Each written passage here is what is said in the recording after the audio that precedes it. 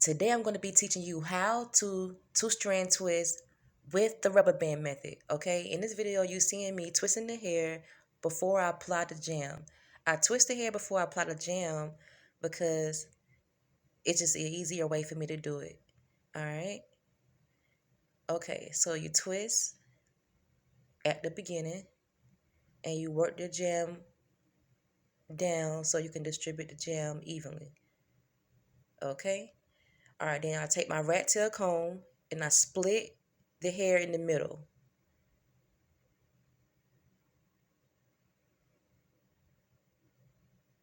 Okay.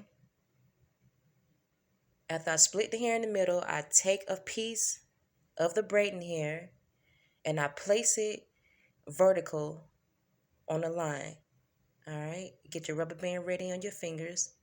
Okay, so take the two pieces that I split in half, put those pieces together, and you're going to take the rubber band and you're going to tie those pieces together with the rubber band.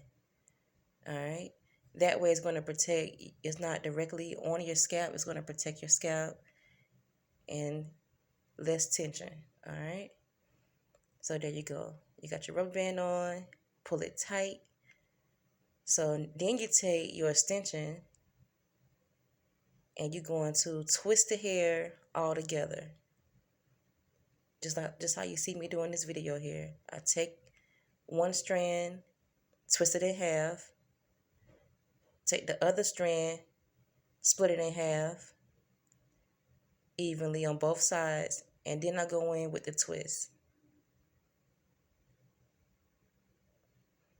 All right, and while you twisting it, you're gonna twist it tight at the base, and you're gonna roll the hair in your fingers so it can give it a tighter rope. All right, twist going all the way down, and you see you have your knotless two-strand twist with the rubber band on it to secure it. That's a look from the top and the bottom. I hope you learned something today, ladies. Thank you for watching.